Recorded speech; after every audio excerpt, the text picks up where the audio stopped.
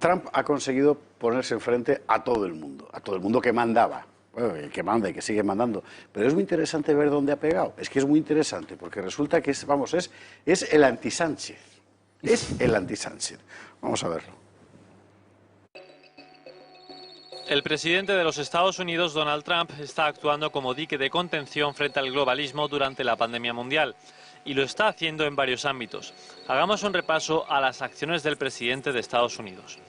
Trump canceló el proyecto de Bill Gates conocido como ID 2020, que propone la identificación digital de prácticamente todas las personas del planeta.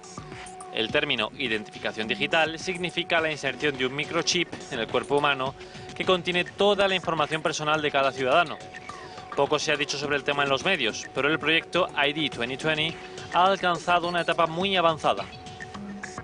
El sitio web indica que el proyecto es un tipo de asociación público-privada que involucra a la ONU, a la OMS, a los gobiernos internacionales y a sus miembros fundadores, quienes también son sus patrocinadores más activos.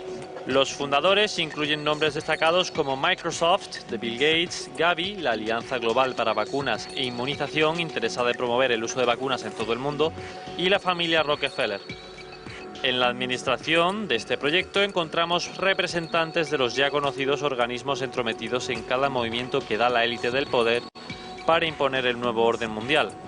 Obviamente, ID 2020 se presenta de manera positiva para que todos la acepten, como un activo para los ciudadanos, e incluso más que eso, lo manejan como un derecho, algo que le falta a nuestra vida para mejorar en todos los aspectos, es como lo venden.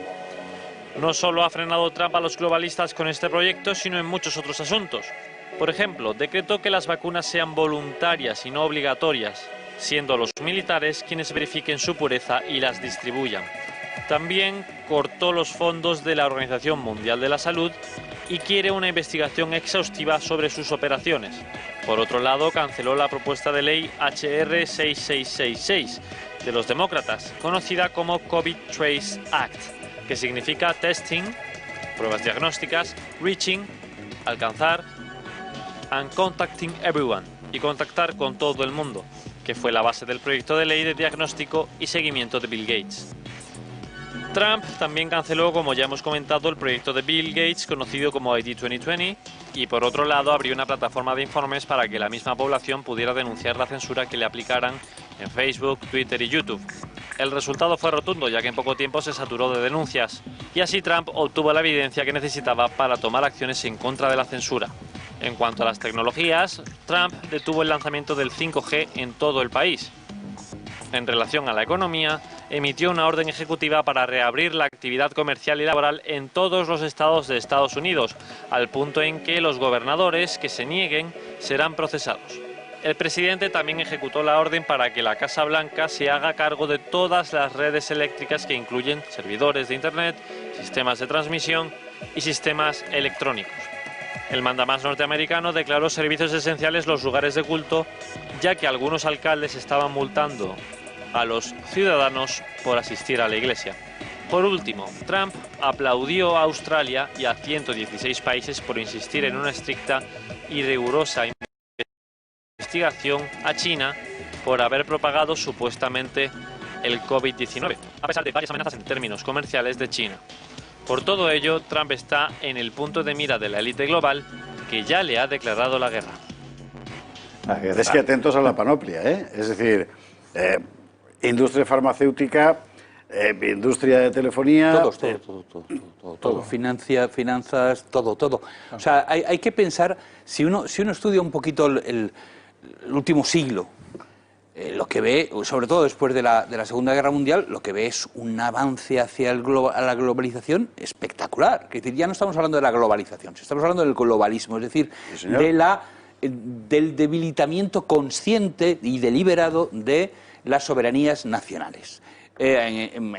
Aquí en Europa tenemos el claro ejemplo de la Unión Europea, que ahora ya quiere avanzar hacia un ejército común, hacia la homogeneización de la fiscalidad y bancaria, etcétera.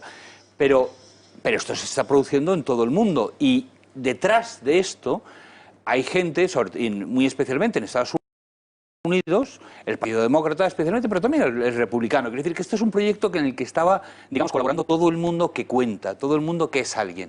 Entonces, cuando suceden dos fenómenos que alertan a los globalistas, porque esto iba, digamos, viento en popa, esto avanzaba sin ningún tipo de roce. Y, ¡pum!, el primer problema, que es el Brexit. Claro, el Brexit, Cameron no lo hace para perderlo, lo hace para ganarlo. Y si os acordáis de cómo lo daban los medios, pues era pan comido. Iba a salir que no se iban de la Unión. Entonces esto fue una cosa tremenda. Y luego lo de Trump ha sido todavía más descarado porque, si os acordáis, a Trump en el momento en que ganó, incluso antes de que pisara la Casa Blanca, empezaron todo tipo de triquiñuelas para echarle, desde manifestaciones que querían también hacerse violentas, hasta recuentos, hasta presionar al colegio electoral para que incumpliera, digamos, su mandato y eligiera a otro, hasta, es decir, de todo. Hemos tenido, por supuesto, la trama rusa, que ha gastado cientos de millones de dólares en nada, y el espionaje encargado por Obama a la campaña de Trump, que ahora va a salir, y ahí tenemos la complicidad del FBI, en fin, tiene a todo el mundo en contra, efectivamente, porque es el mundo. Es decir, tendemos a pensar, tendemos a ver Estados Unidos como un imperio. Qué malos son los americanos que nos están haciendo esto, que están ingiriendo en todas partes. En realidad, lo que estamos comprobando, y si hay imágenes se pueden ver las ciudades ardiendo y tal, es que Estados Unidos es un país más del imperio.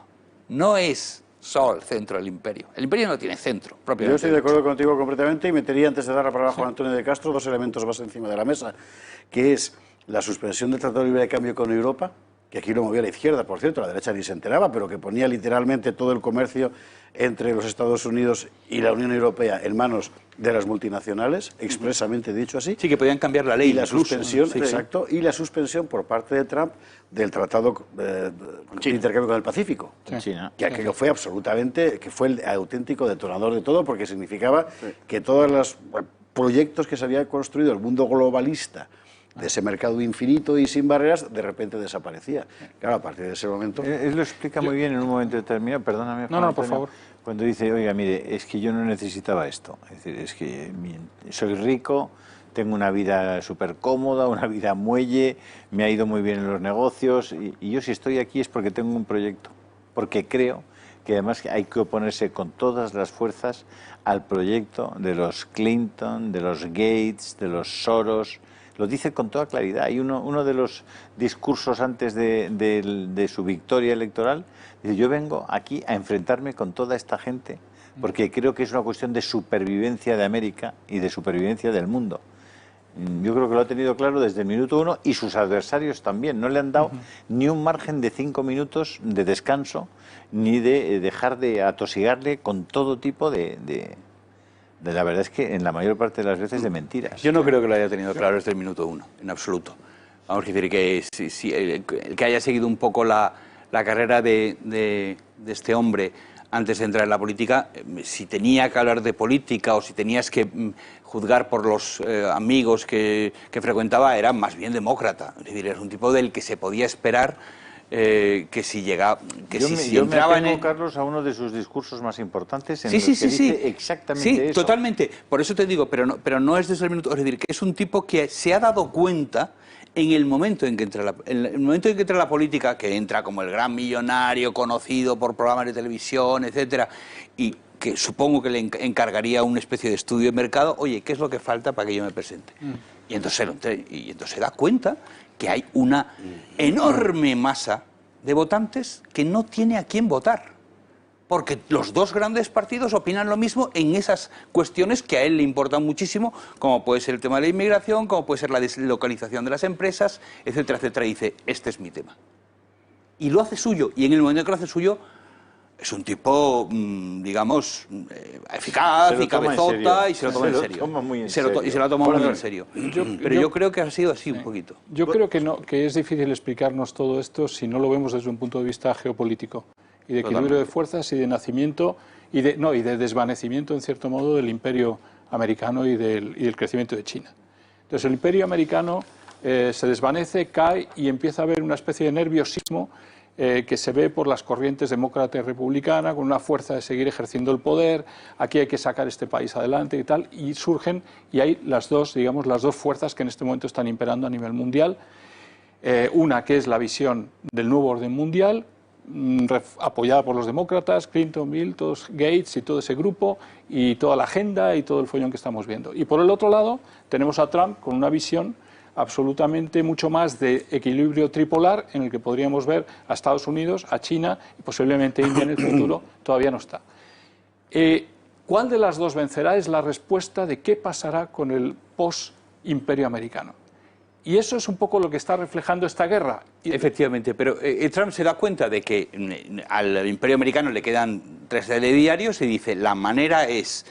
No. Para hacer fuerte América es, sí, voy a dejarme de guerritas imperiales, voy a tener una defensa fuerte, pero limitando los frentes, por así decirlo. Sí, pero no es que Trump piense, yo creo que se le está acabando a América, ¿no? América lo va a seguir teniendo, pero de dos maneras. Una, con el nuevo orden mundial, y ese está dirigido por los globalistas, o otra, con Trump y los equilibrios con China, Rusia, India. Y es uno de los dos modelos el que va a imperar, tengo la sensación.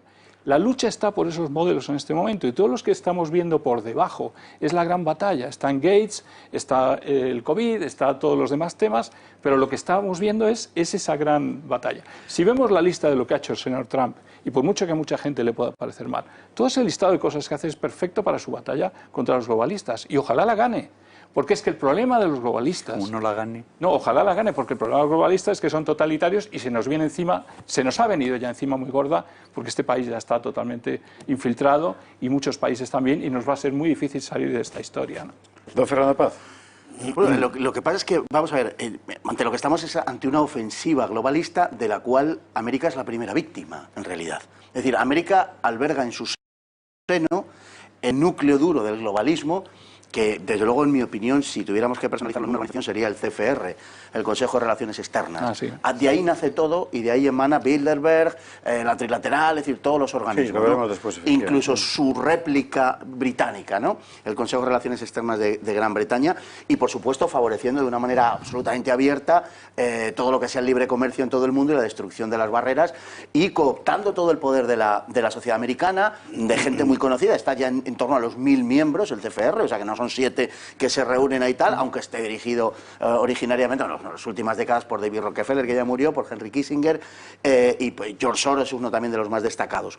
Bueno, quiero decir con esto que, claro, vamos a ver, Donald Trump es un tipo con el que nadie contaba, o sea, un agente, una pieza del juego que ha salido de repente, con el que nadie contaba, porque esto era republicanos-demócratas, demócratas-republicanos, eran absolutamente intercambiables, daba igual, que daba lo mismo, porque lo que tenían unos ligeros matices en determinado tipo de políticas, pero las visiones se correspondían con el think tank del CFR, con el núcleo duro de eso, con la globalización. Lo que está haciendo Donald Trump es precisamente poner coto a ese tipo de visión de América, digamos. Es decir, hay dos Américas, para entendernos. Quizá hay dos de todo. Cuando hablamos de las dos Españas, dos Alemanias, dos Rusias, también hay dos Américas. Hay una América que es la América cosmopolita de las costas, para entendernos, y hay una América profunda que es a la que responde Donald Trump. Yo creo sinceramente que América, Estados Unidos, en el sentido más profundo del término, es la primera víctima de ese globalismo, porque ha sido un país cuyos intereses han sido puestos al servicio de un proyecto global que ya no es la política de Washington, porque la OTAN ya no es la organización contra el comunismo, es una organización que quiere imponer el globalismo en todo. Es una oligarquía transnacional.